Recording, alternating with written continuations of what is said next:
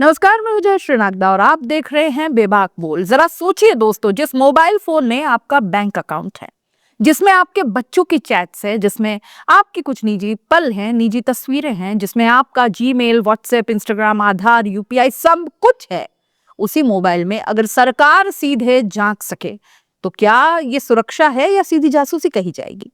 भारत सरकार और दुनिया की सबसे बड़ी मोबाइल कंपनियां एप्पल, सैमसंग, गूगल, शाओमी, इनके बीच में एक ऐसी गुप्त मीटिंग चल रही है जिसकी भनक अगर आपको नहीं लगी तो समझ लीजिए लोकतंत्र का अलार्म बंद कर दिया गया है।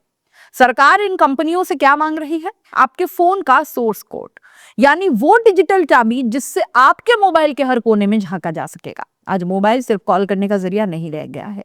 आज आपका मोबाइल है आपका बैंक, आपकी निजी डायरी, आपका डॉक्टर, आपका रिश्तेदार, आपका प्रेमी, आपका दिमाग। आप किससे बात करते हैं, किससे झगड़ते हैं, किससे प्यार करते हैं, किससे पैसे लेते हैं, किसे वोट देते हैं, सब कुछ आपके फोन में दर्ज होता है।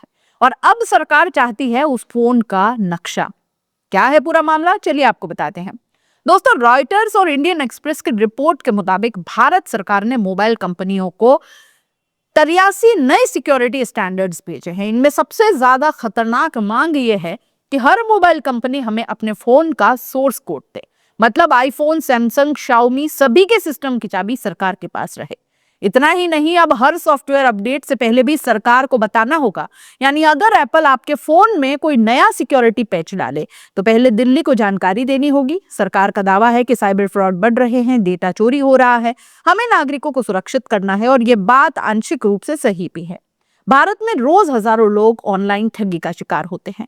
बुजुर्गों से करोड़ों रुपए उड़ाए जा रहे हैं।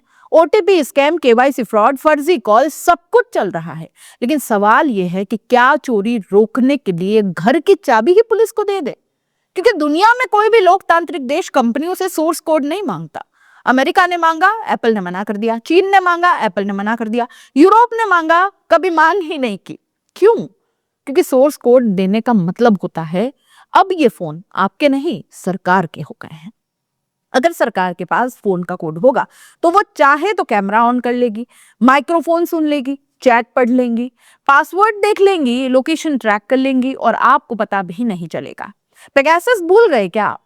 जब पेगासस जासूसी कांड सामने आया था तब सरकार ने कहा था कि हम कुछ नहीं जानते, लेकिन एप्पल के फोन तक हैक हो गए थे। पत्रकारों, जजों, नेताओं के फोन में जासूसी हुई। अब सोचिए, अगर सरकार के पास ही चाबी होगी तो पेगासस की जरूरत ही क्यों पड़ेगी? क्योंकि मोबाइल कंपनियां अपनी पहचान बेचती है प्राइवेसी और सिक्योरिटी के नाम पर।